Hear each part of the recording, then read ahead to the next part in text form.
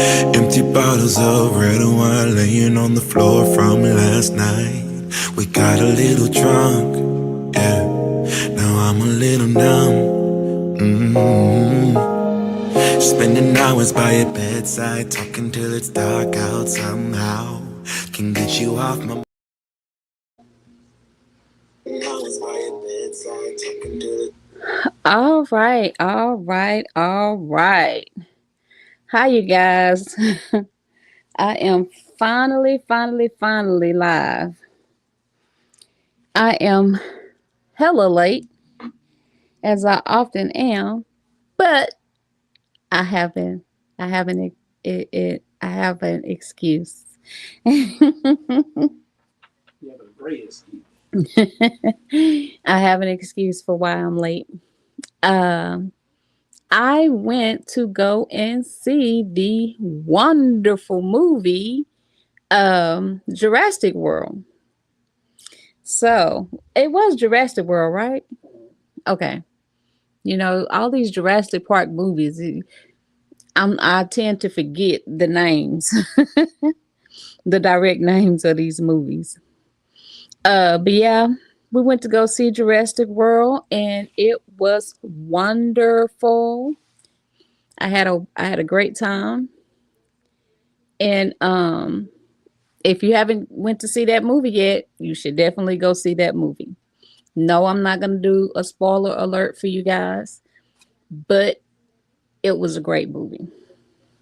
The only negative thing I could say about that movie was one of the deaths in that movie was Pooh Cheese. I'm not going to tell you who or what scene, but if you see the movie, then you will see what I'm talking about. But if you saw the movie, then you should know what scene I'm talking about. It was Pooh Cheese, okay? Um, but other than that, the movie was wonderful. Okay, so I do recommend going to go see that new Jurassic World movie. It was a good movie. Okay, so today is Hot Topic Tuesday, and I am your host, Lacey, and this is Snack Cackle Talk. Now, today's topic that we have, yes, everyone is talking about this topic, of course. But today's topic is the dangers behind weather budget cuts. Okay. I wanted to pretty much kind of highlight some of these dangers that's done come with these weather budget cuts that our government don't seem to have a problem with until disaster hits, and they didn't think about this when they was doing the budget cuts. They did not think about this. Okay, so I don't know where a lot of you guys are from, but right here where I'm from, here in Texas, um, in my hometown, those of you, y'all know where I am. Uh, I can remember the meteorologists. They was the forefront of the news as well as the weather. They did two or three jobs at these news stations. Whereas granted, I think the government took into consideration that journalists are supposed to have some knowledge of the weather. They think that they do, but everyone does not. You know what I'm saying? Some of them just specialize in just telling the news. Whereas then you got those that literally specialize in weather. Okay. And I think they're trying to make the journalists know the weather and have these people doing two and three jobs like back in the day, and they're not equipped to do that because today's journalists versus back in the day journalists, the back in the day journalists didn't have the all the resources that they have today. So they had to know some of everything versus the ones that we have today. They don't have to know it. We can sit up here with our phones and forget phone numbers because technology has taught us not to remember because it's going to remember for us. So what do you think is happening with our journalists today? The journalists that we have of today, the journalists of yesterday, they are at the age where they're getting ready to retire. So they're not going to be at the forefront anymore doing 2 or 3 jobs anymore. It's up to the new generation that's in there to learn all these things. And because they're not mentally equipped to do that, somebody dropped the ball that has cost the community a lot of lives. That's the point of today's show. The dangers behind these weather cuts. And we, the people, we have to deal with what they got going on. Do we have to go out there and do our own weather now to keep ourselves safe? You know, back in the days when they was learning tornadoes, right? People that lived in the country, they couldn't get the alerts like people that lived in the city. So what did they have to do to determine if they was going to have bad weather or tornadoes or whatever? They built their own windmills, chimes. Chimes. And they put things in their yard that would alert them, especially while they were asleep, so that they would know that bad weather was coming. You see what I'm saying? So do we got to go back to those times, to those days where that we pretty much got to protect ourselves now because we can't depend on the people that are educated and supposed to do this for us? Like, what do we do as people, as citizens, as communities? Because I'm sorry is not going to cut it for all these babies that are missing, that we can't seem to find and won't find until this water dissipates. So who's at fault? Is it the government for cutting and not being educated on what was going to happen? Me personally, I'm blaming them. You can't blame Mother Nature. You can't blame Mother Nature. Both the government as well as the meteorologists, they both hold some blame simply because they are equipped to handle this and they drop the ball. And both are pointing the fingers. One who went to school to get educated to know these things is saying, well, I can't do this if I have to do other things. If you cut half the staff and now I have to make up the loss, I can't do this. But the government is saying that you're educated, you're supposed to know how to do this just in case something like this happens. Either way, it has cost at least 95 to 100 lives. Innocent babies unaccounted for. I'm sorry is not going to cut it. That's my point. It's not going to cut it. There's nothing that you can say to these families that is going to bring back their lost children. Only a hope and a prayer is going to bring back some of these kids alive. And that's if they still survive once found. So, y'all tell me what y'all think on this topic, because I'm scared to travel because of this very thing. When I was a child, we traveled a lot with my dad, my sister and I. We share a mom and a dad. My mom was the first wife.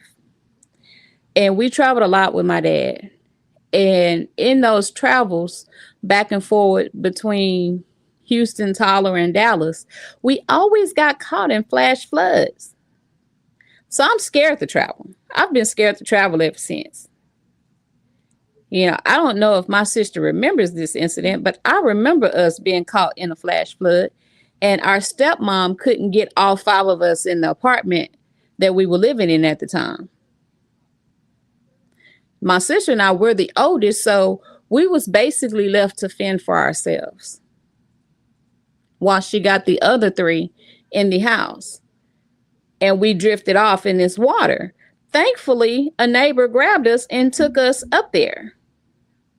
You know, yes, she probably assumed that, okay, y'all are the oldest, y'all can walk and run up here while I get the three little ones that can't. I get it. I'm grown now. I get it. But there's still that what if that stuck with me. Because now I have kids. Well, my kids are grown now. But while my kids was growing up, that was my biggest fear, was that I would be caught out and about with my babies during a flash flood. So anytime the weather got bad, if my kids were not with me and they was at school, guess what? I would leave and go pick up my kids. They would not be at school during a bad weather day. Call me crazy, but I'd go get my babies and bring my babies home. That way we're home safe before the weather picks up. That's how scared I was. Probably gonna do the same thing now that my grandbaby is finna go to school. Because that's just how scared I am. I don't want something like that to happen, and I'm not in reach. That's my mindset. That's how I think. I'd rather you be at home with me. So, and I don't trust other people, because nobody's going to look after your babies better than you. So when you have people that you depend on, like the weather company, to tell you what's going on with the weather, what to expect, how to protect yourself, get somewhere safe, and you don't get that, then all of a sudden you look out your window and you got the river gushing your way, and your kids is outside, whether they're in the backyard or the front yard.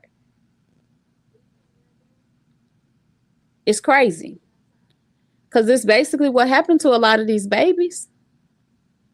And I'm looking at a lot of people on the street. They're taking they're taking photos and videos, watching this water rise, ignoring the dangers, underestimating the dangers. Now, when Hurricane Katrina hit, that was an eye-opener for a lot of people to start taking the weather serious, to not underestimate these storms. Now, this is the beginning of the Texas storms that we're getting. So there's no telling what's going to happen with Texas if we're starting out like this. But when Katrina hit, the people of New Orleans, they did not take it serious. They had been through a lot of hurricanes.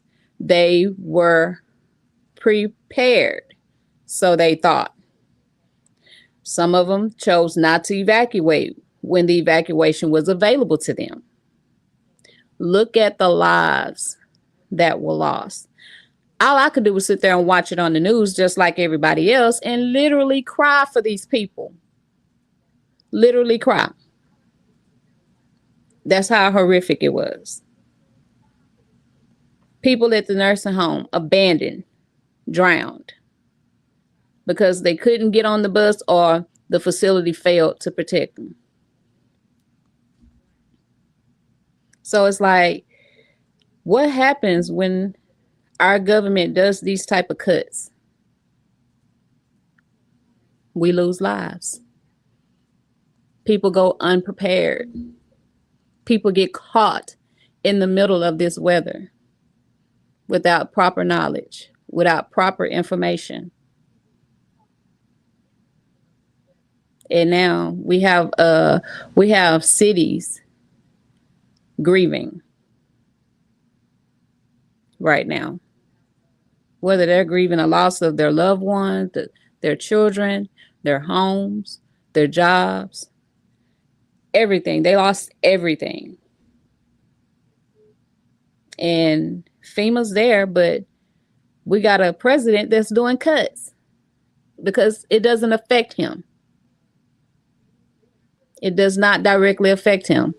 What do we do as a community Take the race out of it. Take it out of it. We have to come together to help protect ourselves, to protect each other, to look out for each other. That's where we're at right now.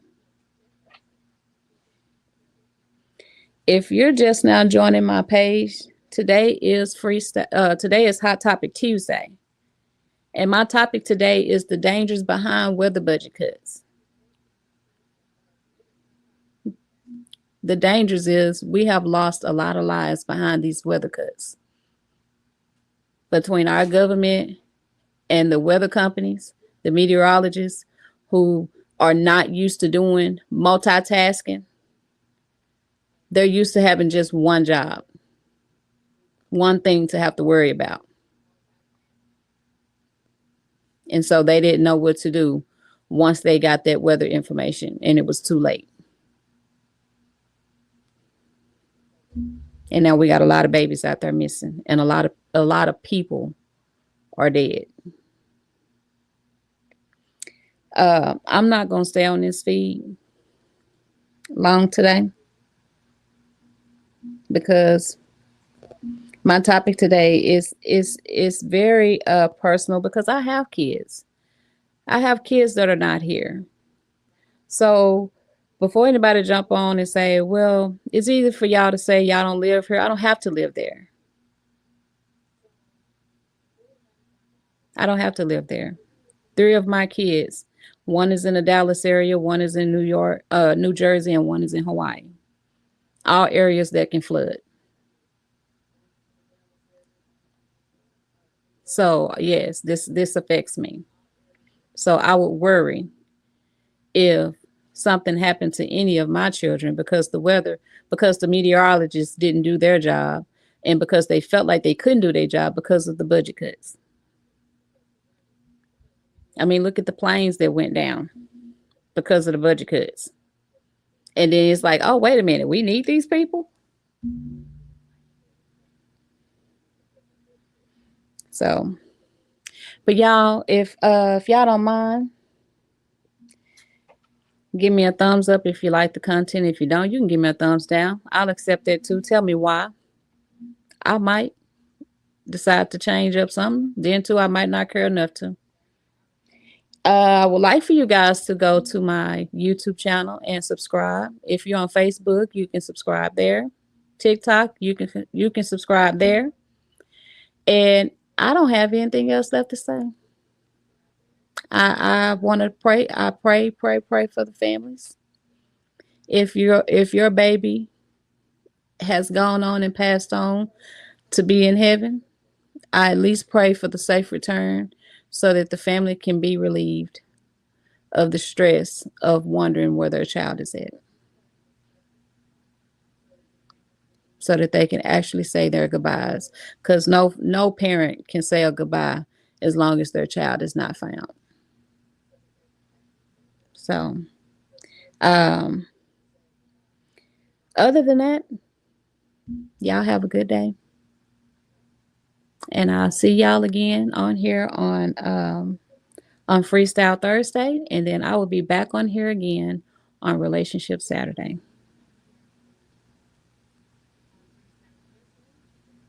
Thank y'all for tuning in. Praying for the families. This is very sad, very heartbreaking, and it's only the beginning. Hopefully we don't have any more disasters such as this.